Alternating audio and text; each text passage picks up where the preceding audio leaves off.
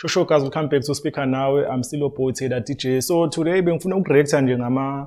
ama news, ama set news for KZN for iDurban. I think for iDurban tourism at all because utira laphana ubhale ipost ku social media ku Facebook announce ukuthi no this time they are doing first Durban Rocks for the last time. Bathi ba willing ukuthi bayithengisele komunye umuntu ofuna ukuqhubeka but bona seberane for 13 years but no ayidise bayivala ngomhla ka 31st abantu bazokhumbula iFirst Durban Rocks concert edume kakhulu eSouth Africa because kuyaba kuma channel afana nabo channel lo yaphinda abakhona ke SABC1 lethu ayi famous ngalendlela yenzeka ngo2 ngonyaka iba khona nge weekend lenkulu yaseDurban iDurban July mase iba khona ngomhla ka 31st lokuyi New Year's Eve yakhona so New Year's Eve yadise umhla ka 31st but bayivala baphelela lapho so ifethu ayiqale ngo2011 iqala uyena uTira ikhona ipartner yakhe ade singayazi ivele nje kamuva I think uJack White yawo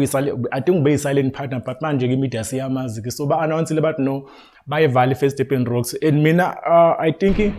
ngiqala ukattend ifethu ngo2014 so mangicounta nje amafethu engiwa-attendile I think I'm more than 15 or something because sometimes bengi-attenda 2 times a year sometimes mhlawumbe ngiye kwela ngo-July ngingayiwa ngo-December but okuyiyona kakhulu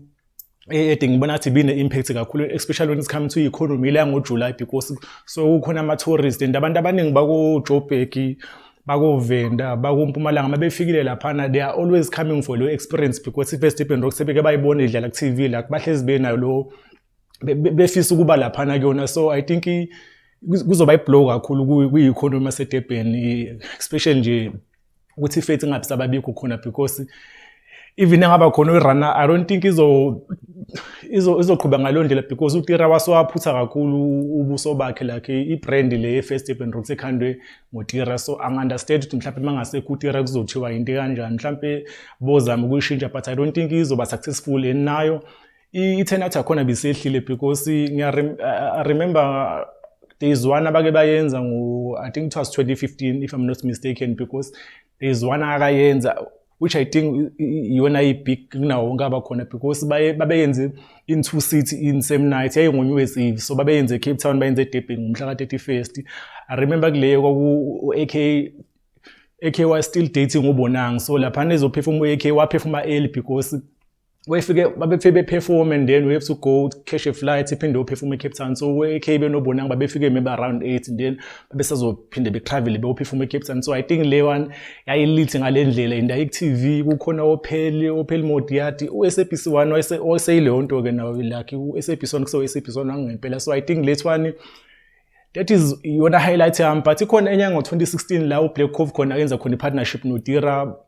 waletha istage se-Deep House kwi-First Durban Rock because abantu abathenda ifest bazokhumbula benama stages awu2 bekukhona lese Red Bull mase kuba khona main stage but uBlack Cove wafika edala lese-Deep House saba laphana emuva and ama-fans e-Deep House because i-Deep House at that time in the country yayibig like ngalendlela kwayona house strong so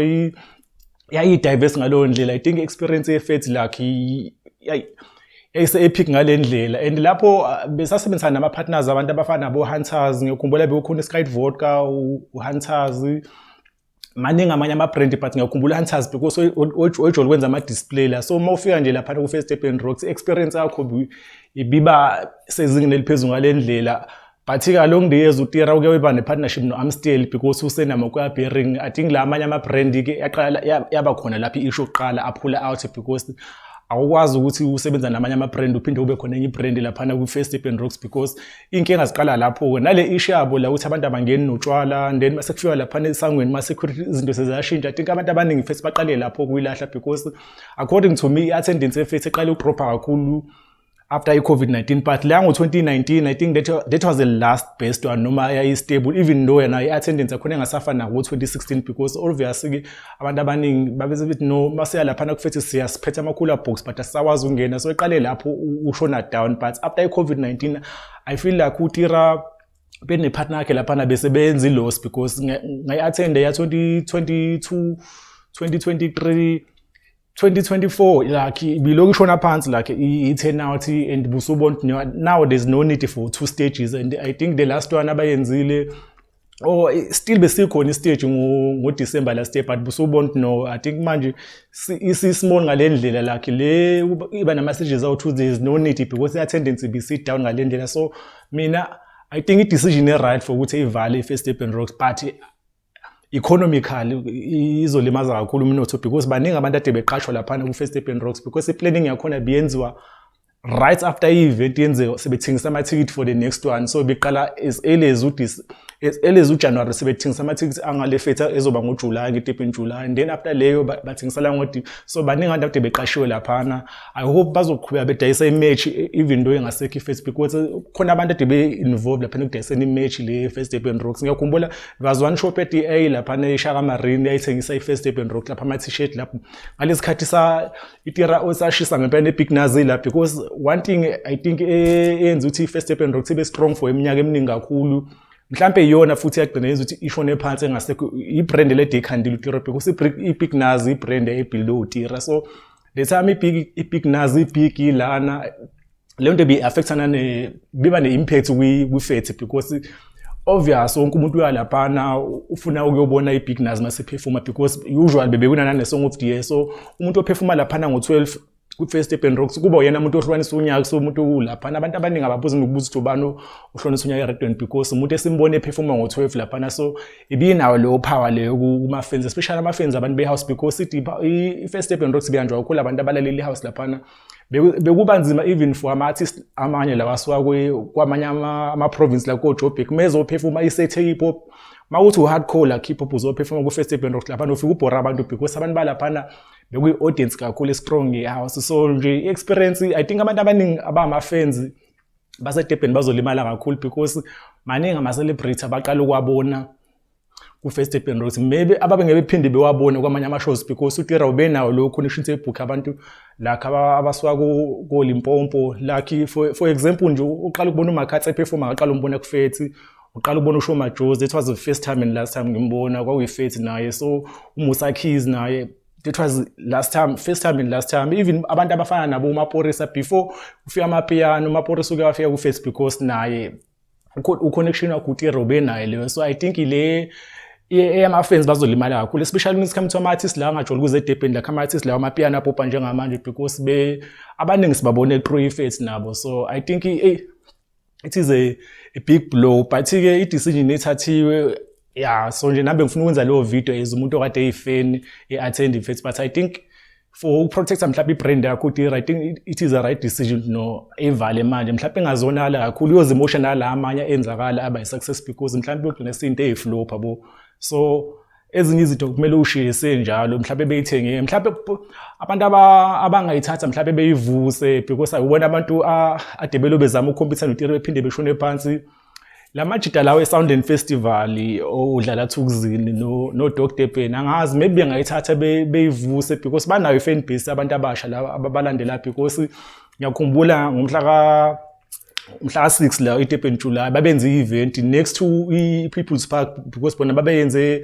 in Kings Park leseduze wakhona. So I think abanye abantu ade bebhizi bekhompetha noTira maybe kumele kunegotiate mhlawumbe bezama ukuthatha leso slot even though bengayithathanga mhlawumbe igama lele Fethi bevele i-Sound and Festival siyazi ukuthi yenziwa ngomhla ka-31 leya ngoDisemba ibe ngomhla ka-31 New Year's Eve vele kunyiwe kiwe khona mhlawumbe abantu bazwa lapho because bona i-approach yabo i-different leya-Tira sibe khona isikhathi eside mhlawumbe ama-mistake amanye ade bewenza abanye that's why bengasa-attend because as I said into eningi bezibazoneka lapha negate abantu balahlekelwa amafoni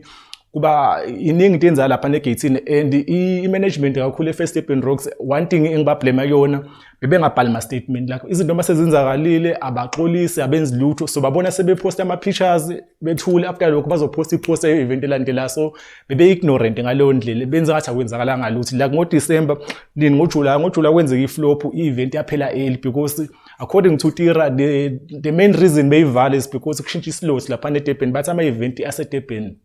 aphela ngo-12 into yakudala ke le into ekhona kuma-bylaws but uTira ubenawo lo connection wabreaka lo ma-rules and amaphoyisa behlala esigade ukuze kuse. So this time bamshintshele ke siyazi ukuthi ugovernment usandokushintsha kusandongena no-government of national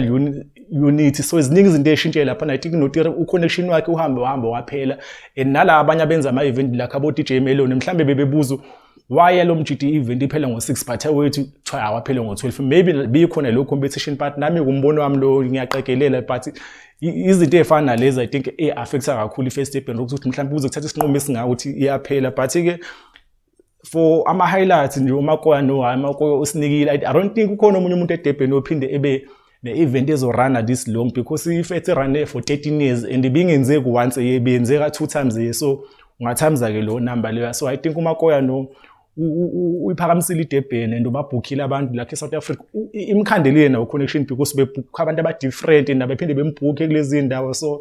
I think first Durban Rocks i-achievile igoli yakhe but I think sekuyisikhathi mhlawumbe iphele nami ngaze ukumoshakale kakhulu but nami umbono wami lo nguspeaker nawe anyway sekhona ku Twitter ethi speaker nawe sikhona ku TikTok si speaker nawe.